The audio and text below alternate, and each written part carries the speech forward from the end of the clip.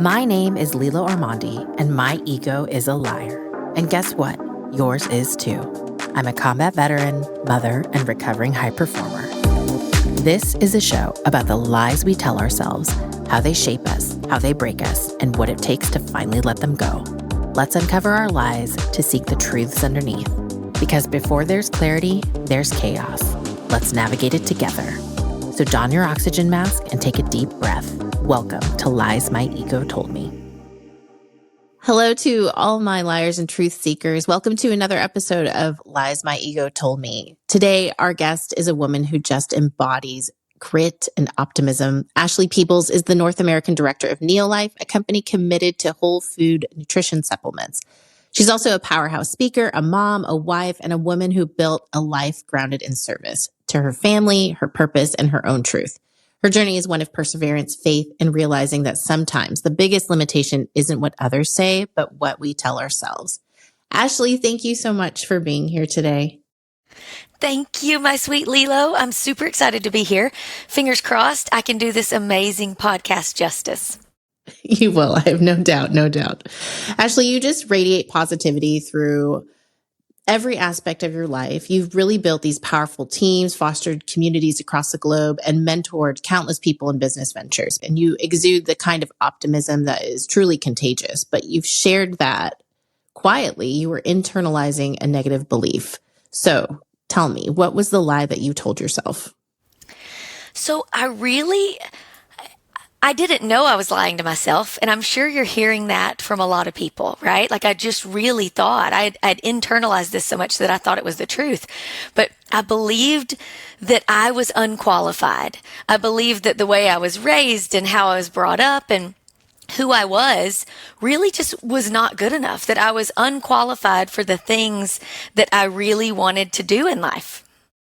And you told me that it wasn't like this dramatic, self-deprecating, like heavy burden. There was no like self-hatred, but it was like this subtle veil, like a background noise, I think is the word that you used to describe it, that shaped your decision. So take us back when you started to feel this, when you started to realize it. When did that self-doubt begin to form?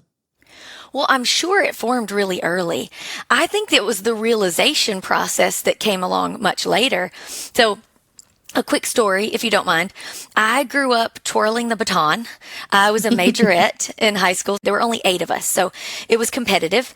It came the time that you try out your senior year, and if you want to be considered for like captain, it was called head majorette or co-head majorette, all you had to do was check a little box on the application. Well, I didn't check the box because I didn't want to lose, right? Like I didn't think there was any way on God's green earth that I would be good enough to be head or co-head majorette. So I didn't tick the box. So what crazily happened though is I did pretty good in my tryout. And after it was over, the band director called me over with the judges and they said, Ashley, why didn't you check the box? And I'm like, it's no big deal. Like, there's people that are better qualified than I am. So, I didn't think anything about it. And they were like, well, I just want you to know that had you checked the box, you would have been head majorette. Wow. And it was the moment that I realized I was so fearful of not being qualified that I was too scared to put lead to paper. But I just didn't see my gifts and my strengths as being something that I could put down on paper and make a difference with. But it took me until I was in my mid-30s to even know what I was good at, because I truly I had strengths and I had talents and I had gifts my whole life, but I undervalued them. Like I didn't see the things that I was good at as being good enough to make a difference. Yeah. And it reminds me of something that a mentor told me once. If you don't ask, the answer is always no. Yeah. So you not checking the box, you didn't even ask the question, right? You self-eliminated from the get-go. So you grew up in a small town in Alabama, which is why you have the most charming accent that I love, love, love. And your grandparents played a major role in raising you, but you had to take a lot of responsibility at a young age. So how did your upbringing shape your sense of identity, shape your relationship to even being able to fathom the concept of ambition? Yeah. So I did grow up in a really small town. And even though I have a mom and a dad that are in my life, I did live with my grandparents during really the formative years of my life. And I'll be honest with you, I didn't realize this until this very year. So this is a new one to me. I didn't realize that growing up with my grandparents, like I didn't go to my grandmother and seek advice, right? Like she had grandmother wisdom. But when I was going through something as a high schooler, I learned to self-soothe very early on, right? Like when I had a problem or I was going through something, I put my back in my closet door and sat down on the blue carpet that was in my room and I self-soothed. It wasn't like the only person in my life. Oh, I'm going to get emotional eventually on this call. It's just going to happen. But like, it wasn't until I met my husband, Daniel, who wasn't my husband then, that really he started to see things in me that I didn't see.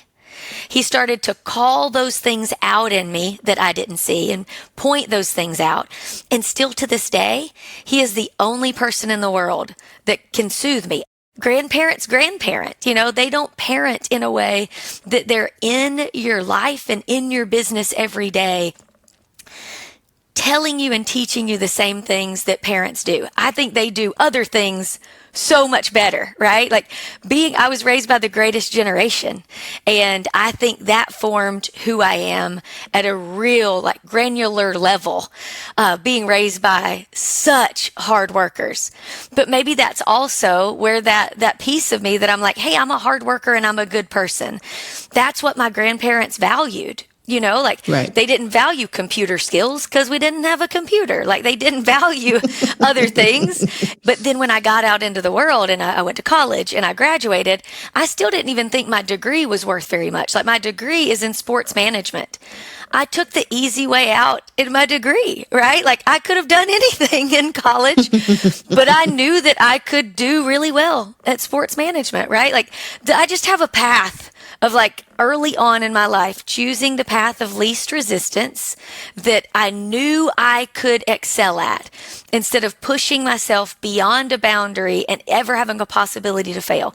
It wasn't until I was in my 30s that I ever put myself in a position that I could truly fail. And that probably did me a disservice, but I think it taught me a lot of things that I'm able to pass on to my kids now because boy, they're some adventurous thrill seekers. So they're probably going the opposite direction.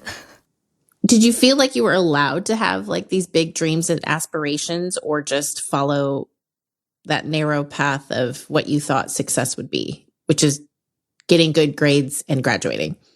I think my biggest dream, I thought that I was meant to be a teacher because that's what when you grow up in a small town, there are only a few like professions for you to choose from. I thought that I would be a teacher. I thought it sounded fun and that I would get the summers off. But that was really the biggest that I had ever dreamt. When I was younger and in school, I saved my money for 2 years to go on this huge trip to Italy and Greece. And, being a family that grew up with not a lot of money with my grandparents, we camped. Like that was our vacation. We were always in the camper. And they announced that the school trip was going to go to Italy and Greece. And I'm telling you, like I dreamt of going to Europe all my entire life. And they announced that trip to Italy and Greece, and it was $1,757.85. That's a lot of money back in the 90s, folks. Like it's a lot of money today, but that was millions of dollars in my mind in the 90s. And but I had 2 years to save the money. I babysat, I mowed grass, I sold Boston butts that my uncle cooked, and I saved it up. I was like, what's a Boston butt? Oh, it's like, like a barbecue. This is an Alabama thing. Okay. So they'll know. The Alabama listeners know what a Boston butt is. But I did everything I could to raise this money, and I raised it almost to the penny. And as a matter of fact, like I went on this 10-day trip to Italy and Greece, and everybody else on the trip were very wealthy. I was absolutely the only poor kid on this trip. And I remember I went on this 10-day trip to Italy and Greece with 3 disposable cameras. And I got to my hotel room the first night, and I was staying with the richest kid in town. She's super nice, but so rich.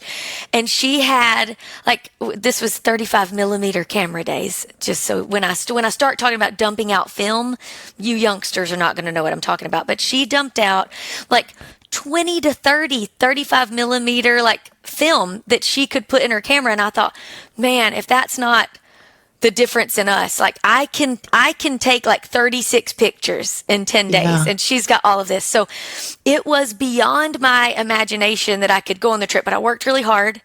I was able to get there, and I cried all the way back home because I knew that I would never be able to afford to go back to Europe a day in my life, right? I would never be able to do that. Now, that that's not the truth, because that is where we met, right? That Right. I eventually made it back there because of the military. But when you talk about growing up with hopes and dreams, I never thought that I'd be able to get out of my small town. I thought I'd be there teaching forever. I thought I'd marry the guy that I dated all through high school because he was the one, right? And that my life would look a lot like everyone around me. I just didn't have anyone to look to emulate, right? This was before the days of crazy internet where you can see these influencers running all over the world. You just had your very close circle of people around you, and no one really got out from where we were. So traveling is absolutely my passion. We've been to over 50 countries, and if you would have told my childhood self that I would be able to go to all of the different places that we've been able to go, I would have never believed you.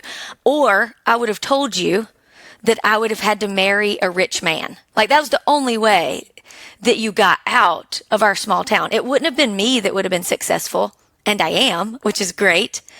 But I would have told you that I would have had to marry a rich man to be able to do this. I'm living my wildest dreams. Actually, not even my wildest dreams. I would have never dreamt that it would have been possible. Yeah. Because what were people telling you that were around you? Your grandparents, your parents, even your boyfriend at the time?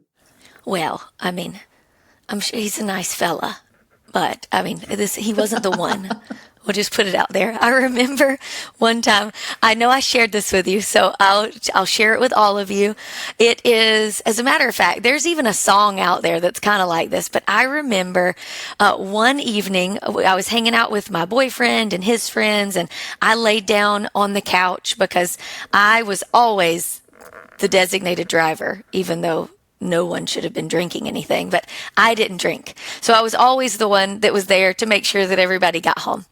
And I laid down. I overheard them talking about their girlfriends.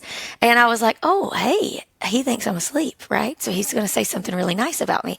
And he said, look, I know that Ashley's not the prettiest, but I love her. And I was like, oh, well, he loves me. I'm not kidding. I didn't even take it as a negative.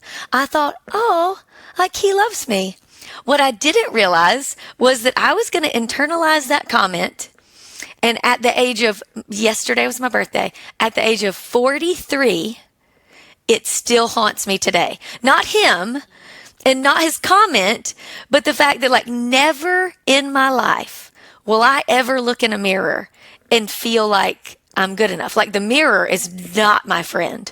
I will never look in the mirror and think, oh, hey, looking good today, Peebles. That does not happen in here. I see every flaw. And I think a lot of women do. But Yeah. Once my husband asked me, he was like, why can you not see what I see? And I told him that story, and he was like, oh my goodness. He was like, it's so crazy in this day and age that all of the magazines are airbrushed. He was like, they did such a number to your generation that no one our age looks in the mirror and likes what they see. It is, maybe I'll say no one. Most people don't look in the mirror and like what they see. But it did kind of start at an early age when I overheard somebody say that about me. Well, you're beautiful, just so you know. Thanks, Lilo. And you should not give him that power for 43 years. You should have given him the time of day when he said that. Happy birthday, by the way. Thanks so much.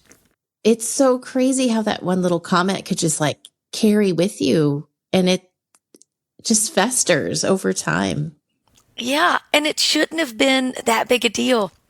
And I guarantee, like, if I was in contact with him today, he wouldn't even remember saying it, you know? And but I will say that that also made a big difference in my life because I try to watch what I say. I met someone one time and they were like, there is a moment about each of us that everyone remembers.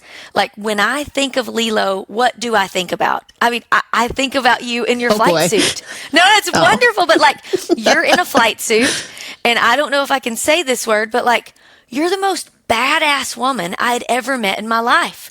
Like you walk out in this flight suit, you're larger than life, and like, okay, what are we talking about on this podcast? What did I feel like? I mean, I was just a stay-at-home mom. Right? Mm-hmm. So I walk into this room and you're this larger than life, badass fighter pilot. And I'm like, I mean, I'm a mom and I'm a pretty good one, but I'm not using my degree. I'm not making any money for why am I getting emotional? I'm not making any money for my family. Mm-hmm. Like there's a moment that everyone thinks about when it comes to all of us. So I just never want the moment when people think about me. I never want the moment to be, oh, she said this and it was negative. Yeah. I just think that I do think we all get to choose to be the good in the world. And he would never remember that he said that. Yeah. And I never want to be someone's negative moment, Sorry, I didn't mean to cry. No, I can see it now being a retiree and now following my husband around. But there is a level of invisibility, especially in the military, which is something that I think a lot of people feel who have spouses who have really demanding careers and life controlling careers, right? When you're following your spouse around. And I'm in that role right now, following my husband, which is a first for me, like I said. And it is more challenging mentally than I ever thought. I feel invisible. I feel sometimes dismissed by others. And maybe that's just my own insecurities. But being the support at home, the one that just holds everything together while you're at the whim of whatever your partner's job needs you to do, it's really unrelenting and underappreciated. So yeah. How did being the support system, how did being in that role, right out of college, because we kind of fast forwarded a little bit, right out of college, you and Daniel get married and he gets stationed somewhere new all of a sudden. How did that start impacting your own self-worth and that feeling of, am I qualified to do anything anymore? I was so blessed when we got to our first duty station, which was Keesler Air Force Base.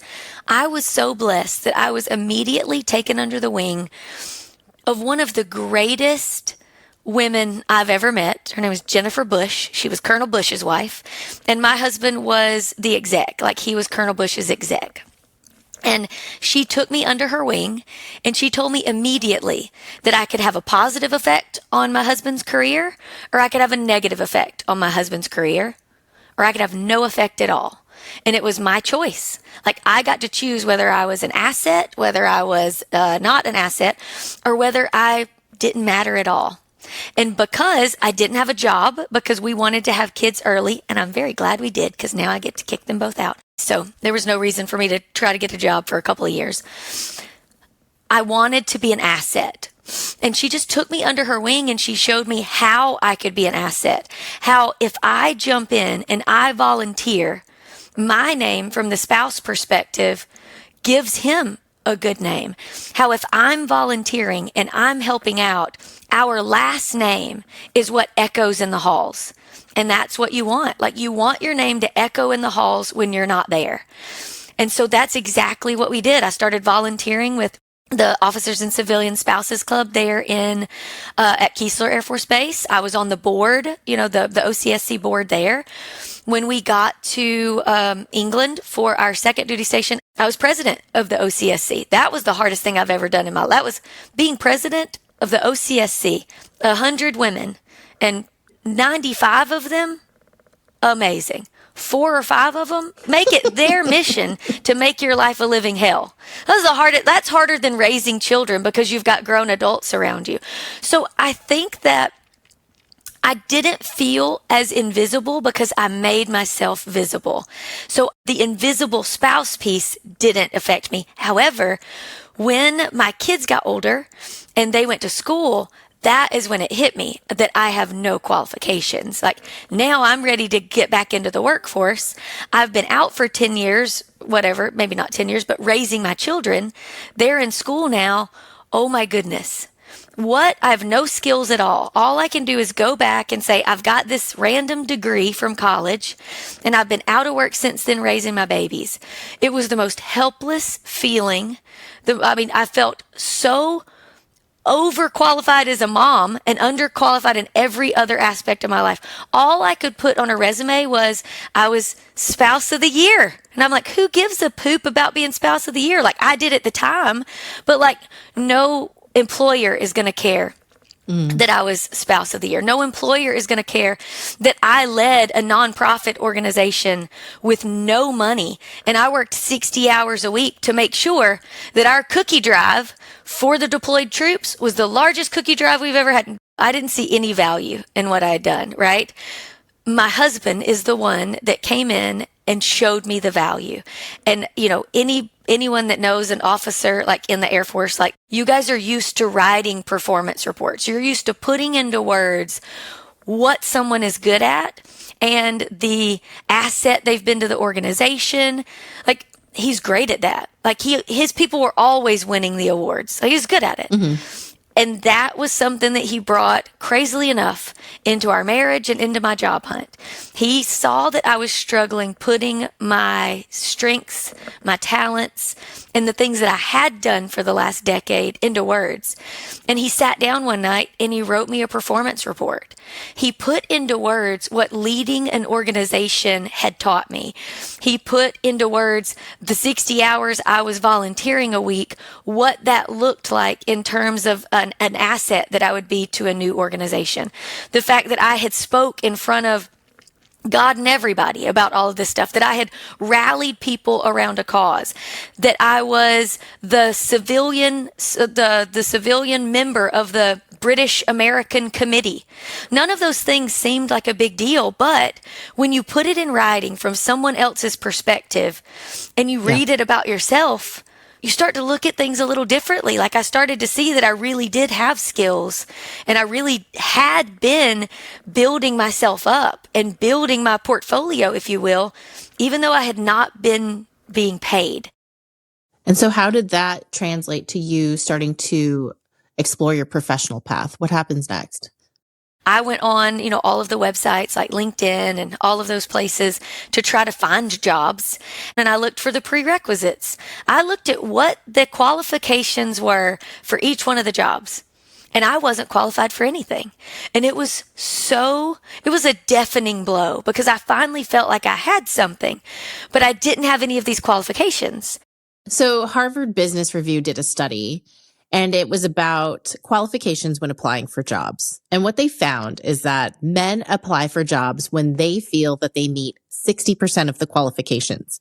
And women, they won't apply until they feel that they meet 100% of the qualifications, which is fascinating to me. And I believe it. I've seen it. I wish I had that kind of self-confidence. And I've been in that. I've been that person, been that woman for sure. But is it maybe overestimating their own self-worth, or are we underestimating ourselves as women? Regardless, that alone makes the pool of quote unquote qualified women applying for that position so much smaller. Why do we do that to ourselves? I don't know why we do that. I sat down with Daniel to look for these jobs, and he kept saying, you should apply for that one. You should apply for that one. You would crush that one. And I agreed with him that I could do all of those jobs, but I didn't apply to any of them because I didn't meet the qualifications. But he's sitting next to me proving that Harvard study right. He's saying, oh, you should totally apply for those. It doesn't matter. If you can get your foot in the door and they meet you, they'll hire you. And I kept saying, yeah, like if they could meet me, I think they'd hire me. But they're never going to call me back because I don't meet the qualifications that they just wrote right there. It is. But if you don't ask, the answer's already no. Yeah. So what we ended up doing, or what I ended up doing, is I think this is very common for a lot of military spouses. Like, we get into direct sales of some kind. Mm-hmm. It is a very it's such a beautiful opportunity to bring in extra money for your family, and it's completely mobile with your spouse's career. So you'll see a lot of military spouses that are connected in some way to direct sales, whether it's makeup or whether it's handbags, or in my instance, it was health and wellness. And I started a business on the side that ended up growing and growing. It was in health and wellness, and I found a niche there. My degree was in sports management. I went back to school to become a massage therapist. So I was a massage therapist and personal trainer on base. And I just found a little niche there that people were failing their PT tests. Their waists were too large. They weren't able to run their mile and a half. And I found a way to help people lose weight and feel better and improve their PT score. And it really worked for us. We built an incredible business that was paying us well more than the military was paying us. And all of a sudden, like, we're going on these trips, and it's not my husband that's paying for them. You know what I mean? Like, it's my business. Now, he was there every step of the way, and we built it together, but it was my baby, and it was my income that was coming in that was allowing us to fly to all these countries. But I also knew I was making a direct impact in our community, in our family, in our military family, because people needed to be healthier. So I finally felt like I was doing exactly what I was meant to do. And I just want to share, like, my philosophy with you. My philosophy in life is that the good Lord packs our backpack individually for each of us for exactly our mission that we have here on earth. So whatever it is that we're supposed to do here on earth, I believe our backpack has been packed with the strengths and the talents that we need to accomplish it. But too often we have things in our backpack that we're not using every day. And I think if you've got things in your backpack that you're not using, you've got a side mission that you should be looking for. Or maybe you're on the wrong path altogether. It wasn't until I started our direct sales business that I was using everything in my backpack every day. And I was going to bed more exhausted than I've ever been, but more fulfilled than I've ever been, because I was using everything every day. So I just want to encourage people that if you're laying your head on your pillow at night and you're unfulfilled, it's probably just that you have extra things in your backpack that you're not using. And there's a way to, like, use those things, not by quitting your job and getting another one, but by finding that side mission that fits. And that's what happened to me. And it changed my life forever. It's so inspiring to know that you were finding purpose and success at the same time. And you spent 7 years thriving at that company. You call it direct sales. Some people call it MLM, whatever you want to call it. Yeah. But you were brilliant at it because you were using what was in your backpack. And you guys seem to be on this great trajectory. You're building your dream house. And then what happens? What do you guys decide to do? Because I loved watching this play out on social media. So we had the money to do what we wanted to do. We just didn't have the freedom, if you will, to, like, go where we wanted to go. We were tied down to a location. Well, my husband had decided that because we were making so much money with our business, that he was going to go off active duty and become a reservist. And in doing so, we decided we were going to move into our RV and travel around the country. We had visited all of these other countries, and we really wanted to see the United States. So I told Daniel, I was like, okay, look, this is what I want to do. I was like, I feel the walls closing in on me. I've got one kid that's, like, starting some selfish tendencies. I've got another kid that's showing some real materialistic tendencies, and I'm not okay with that. Like, I wasn't raised with any money. And just because now all of a sudden we can go out to eat when we want and get dessert, like, we're not going to raise these spoiled kids, apps. You're going to get and we can get an appetizer, dessert, and you don't have to order water. Like, we were that kind of rich, We were definitely not rich, so I don't want to put it out there. However, I grew up in a water only, no appetizer, definitely no. Yes, me too. Dessert family. So I just saw a little selfish. I saw some materialism coming in, and that's not who we wanted to raise. And so I told Daniel, I was like, hey, the kids are going into junior high. And in junior high, you don't know who you are, but everybody around you is trying to tell you who you are. Like, I lived that, right? Like, we've already talked about that. I told Daniel, I was like, we need to be the loudest voices in our kids' heads at this time in their life. So I want to buy an RV. I want to sell all our stuff, or put it in storage, and I want to travel around the country. And he was like, oh, that sounds like fun. I took that as a yes. So the next day when he was at work, I'm not kidding you. The next day he was at work, I found somebody to rent our house within 4 hours. I found the RV that I wanted to buy, and I found the truck that would pull it. So when he got home from work that day, I was like, honey, I've got somebody that's going to rent our house starting next month. I found the perfect RV, and I found the right truck with the right pulling capability and all the stuff. I was like, and it's all right here in town. He was like, oh my goodness, honey. I said it was a good idea. Like, I didn't think you were serious about like anything, much less doing it right now. And I was like, no, you said you thought it was a good idea. I've moved out. Like, we're doing this. So we did. And we moved into our RV. And we traveled around the country for 3 years. And it was the single greatest blessing to our family that we ever could have had, in the time where your kids seem to find other kids and they latch on to, and other kids are trying to tell them who they are. We had tiny walls. We were real close together, but I feel like our love just expanded so much more. There were so many times where we only had the four of us that we knew in a city or in a town. We had so much fun together, like adventures that I think we never would have had before.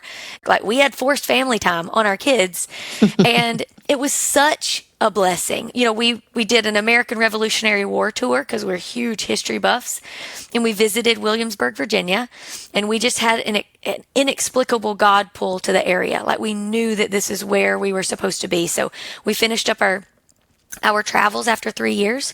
We voted secret ballot style as a family, and it was 4 for 4 to move to Williamsburg. I don't want people to think that you're like pulling like an Airstream trailer behind you. Your RV, it was like MTV Cribs. It was okay. I mean, we weren't roughing it. No, and it expanded. I was like, this is bigger than my house, how big it was, and fully furnished. So it was. And here's the thing, like, Pinterest people exploded in there. Yeah, people thought that when I said we were going to move into an RV, everybody thought we were going to be roughing it until I posted pictures of it. And I was like, no, dog, like if you're going to live in it with 4 people and 2 dogs for any extended period of time, it has to make sense in your life. Like, it has to fit. It was awesome. We had 2 bathrooms. That's essential. If you're listening to this because you're wanting to RV full time, you need 2 bathrooms with like kids. We had 2 decks that came off the side. That was the expandy part. And both of the kids had their own space. We were not roughing it, I'll tell you that. But no. We did pack up all of our life every few weeks and move to a different location. And it was just wonderful. I tell everyone that the greatest blessing of moving into the RV was the fact that our kids got a front row seat to us dreaming big. Like, we set goals in that RV with our business and we crushed them. But the best part was we set goals in that RV and we failed miserably. And our kids got to watch us set big goals and achieve them, set big goals and fall on our face. But the best part was they got to watch us get up. Like, we crumbled and we crashed and burned on so many occasions with the things that we were attempting to do with business, and they got to watch us get back up, and we didn't stay down. I believe it's really important to be honest with your children when you're raising them, that life is not all roses between spouses. Like, Daniel and I don't go to blows. Like, that's not how we fight. Mm-hmm. But like, I think it was healthy for our kids to see us disagree and then see that we could still love each other, right? And there's no way to hide that when you live in an RV. And I think all of that prepared us for what was about to come in our life. And what comes is that the company that you're thriving in, they shut down. Like, your income is gone. Yeah. On a 3-minute Zoom call. So there's that. Yeah, we got called. We were part of the leadership of the company, and they called us on a Zoom call. And in 3 minutes, we lost 95% of our income. That's not a great Zoom call to be on, I'll tell you that. And I've heard a lot of people, there were a lot of rude comments, obviously, when everything went down. And one of them was, people lose jobs all the time. It's not that big a deal. I understand it, but I think it's a big deal anytime someone loses a job. So let me throw that out there. Yeah. But I do think that when it's something that you've built yourself and you have put your family's blood, sweat, tears, joy, everything into building it, and you feel like you have other people's families that on your shoulders that you're holding up. There were other people that lost their businesses that we were guiding through this, that used that money to put food on their table, that used that money to have a roof over their head, that used that money to pay for their daughter's dance classes. It was a lot. The great news is Daniel and I are pretty good in a crisis. So we powered right through initially. It wasn't until 6 months down the line that it hit me. Oh my goodness, we lost everything we built. And I had to take a moment to grieve, because I didn't grieve in the crisis. Like, I think there are a lot of people that move forward like that, like Daniel and I do, and you get into fix it mode because you've got a lot of people looking at you and depending on you. And when I called Daniel to tell him what was going on with the business, he gave me great advice. He said, the one who swallows it the fastest wins. That was his first piece of advice. The second piece of advice was, you can't let them hear this from the company. We have to call and tell everyone, and you can't call them and say that you don't have a plan. He said, we've got to build a shelter and tell them that we have a shelter in place if they want it. You do whatever you want, but like, we can't call everyone and say, hey, this is going away. You're losing your income. Deuces. I don't know what you're going to do. So like, we went into immediate mode of building a shelter at another company, a great company, and saying, hey, this is the direction we're going. You don't have to go with us. We want you to do what is best for you. But if you're freaking out and you need to continue making income, feel free to come with us, or let us know if you need anything. But it was 6 months down the road that everything hit. And I couldn't believe, I was doing our taxes actually. And I was looking at our 1099 from the year before, and I was like, whew, that is a lot of money that we do not have coming in anymore. Yeah. And at that point, I didn't feel like I'm again in the position of not being qualified for anything. You know, like, what are you going to put on a resume for a big girl job? Hey, I did direct sales. Because just like you said earlier, I call it direct sales. Some people call it multi-level marketing. No matter what you call it, half of the population still thinks it's a pyramid scheme. It's not. Don't get me started on that one. But you can't. Yeah, you don't want to, that's another episode. But like, you can't put it on there because it's going to be discounted, right? I don't think any work and any building and any leadership should ever be discounted. But for some reason, that one is. So I was like, I've got nothing to put on there. I've built an extraordinary business, tens of thousands of people on our team and following us and getting incredible results on these products. And that leadership counts for nothing. And I'm right back to square one. Even though it hits you, you still stay grounded. Was it your faith? Was it your optimism? Like, what held you together at that time? So I remember we have a mentor. His name is Rick Loy. And I credit him for being just the greatest mentor that we've ever had in our life. And Daniel and I sat down with him once when we were trying to make a really hard decision. And he said, I'm not going to tell you what to do, obviously. He said, but I'm just going to ask you a few questions. He said, do you believe there's a higher power at work? And I was like, yeah, I do. And I think that's what people need to ask themselves. Do you believe that? We do. The second one was, will the asset that got you here change? And I was like, you lost me, Rick. I'm not that smart. I don't know what you're talking about. And he was like, you and Daniel, you're the asset. Like, you're the ones that made the military life successful and a joy to be in. You're the ones that grew this business and made it successful. You and Daniel are the asset. Are you going to change? Are you going to stop working? Are you going to rest on your laurels? Are you going to change who you are in your work ethic and your vision and your dreams? And we were like, no, as a matter of fact, like, now we got to work harder. And he was like, well, then that you've got your answer. He said, if you believe that there's a higher power at work and the asset that got you here is not going to change, then all you have to do is make a decision and make it right. Now, notice that he didn't say make the right decision. And it was just the moment everything hit and I realized God does not give us the ability to always make the right decision. That is impossible. And I think people get real caught up on, what am I going to do next? What am I going to do here? I need to make the right decision. You don't have the ability to always make the right decision, but God did give us the ability to make whatever decision we make the right one. You can work your way into it being the right decision. And as soon as we realized that, we knew that whatever our next step was, that we would be successful. I didn't know what it was going to be. I felt super unqualified to do anything, but I knew that the asset wasn't going to change. I knew that there's a higher power at work and that we would work until we made it right. So what finally shifted for you? When did you start to believe now that you had the qualifications, not because of hard work, but now because of your worth? So after this period of our time happened, I actually went into financial services. Like, what a departure, right? I was dealing with death and taxes all day, every day. But what I did I worked for New York Life. It's an incredible company.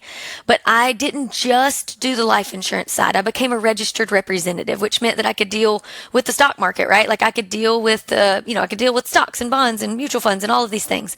But in order to do that, I had to do a lot of work. I had to do a lot of school, and I had to take a lot of really difficult tests, right?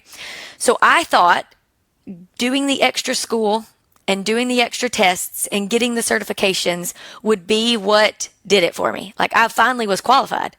Like I was incredibly qualified. I was so incredibly qualified. Like I was making great grades, and I was so, leading our office. Like I was, my picture was on the wall. Everyone thought that I would do it forever because they thought I was very qualified for it and that I was very good at what I was doing. But I wasn't using everything in my backpack every day. And I was laying my head on my pillow at night after talking about death and taxes all day long. Y'all have known me for just a few minutes now. I'm not a death and taxes type of gal, I'm more of hopes and dreams. And that was what I always got to do in direct sales. Like I got to paint vision for people and help take people from point A to point B. And I was just really unfulfilled. So I realized that the qualifications that I finally had didn't mean diddly squat because I was less happy than I ever had been before. So I wanted to get back into the direct sales space, but this time I ended up on the corporate side. So basically, I work for a company now that is very similar to the company that we were with before, except this company is also in health and wellness. Except this company specializes in like whole food nutrition. So it's very where, America is right now. But I get to do everything that I did before, but I get to do it for all of North America. So I went from being very qualified in a job that had qualifications to being right back in the place that I love, right back in a place that I know is where my heart is. I know it is where I'm using everything in my backpack, but right back in a spot that a lot of people will undervalue and say it's just multi-level marketing, right? Like I know that every day I make a difference in, hundreds of thousands of people's lives, but it's still a space that if I were not confident in who I am today and what I bring to the table, I could still undervalue it, but I don't. And you've reclaimed your voice. You are on stage, keynote speaking, you are a mentor for so many people. So what is the truth that you tell yourself? What is the truth you believe now? I mean, I probably should say that I'm qualified because I was saying that I wasn't qualified, but I think my biggest truth is I'm going to get emotional. I think my biggest truth is I really like who I am. And I didn't like who I was for a long time. And I think that all of those things that I was telling myself, were just a mask because I wasn't proud of myself. I wasn't proud of the way I looked. I wasn't proud of the fact that I couldn't put certain qualifications down on paper. I just don't think I was proud of myself because I don't think I liked myself a whole lot. And I think the thing that I can say today that I'm most proud of is the truth is I really like myself. And gosh darn it, I don't care if anybody else doesn't like me. There are enough people out there that do. But if people don't like me, that's none of my business. Like they can keep that to themselves. And I think that I cared so much what people thought for so long that I let that affect me for years and years and decades of my life. And then maybe it's just growing older and like being in my 40s, but it's none of my business what other people think about me and say about me behind my back. And the people that really know me, like they know that if I make a mistake, I made it with the best of intentions. They know that I'm trying my best to do my best every day. And and I like myself. And I think there are a lot of people in their 20s and 30s that don't like themselves. And I think that I would love it if they just admitted that to themselves and got on board with what they're going to learn when they turn 40. Like, you're going to get to the point to where you just surround yourself with people that bring joy to your life, and you only do the things in life that add value to your life. You cut out all of the things that don't add value, and you just keep the people and things that do add value. And I think that's where I'm at today. Yeah. So stop trying to fit into the other people's so-called qualifications and really harness your own. We try to avoid adversity in life. And, when something bad happens, we're like, oh my goodness, I can't believe that happened. But how boring would our stories be without adversity, right? And I think I spent so long trying to take the path of least resistance and not get told no and not fail. How boring would our lives be if we got to the end of it and we never took any risks? And we never had any adversity, So I think we just got to stop trying to avoid it and start embracing it and then coming out better on the other side. I listened to a commencement speech by Reshma Sajani at Smith College in 2023. And there's something that she talked about that really stuck with me. She talks about imposter syndrome isn't a flaw in us. It's a flaw in the environments that we're in and the people that are around us who make us feel less worthy, who make us feel like we don't belong. And it shifts the blame to us. And really, it should be about self-love, right? So how have you unlearned that? And how do you ensure that even your daughter and your son, they don't grow up internalizing self-doubt? They don't grow up with, these self-deprecating thoughts? Well, I hope that we have achieved that. I've got a daughter that just could take over the world.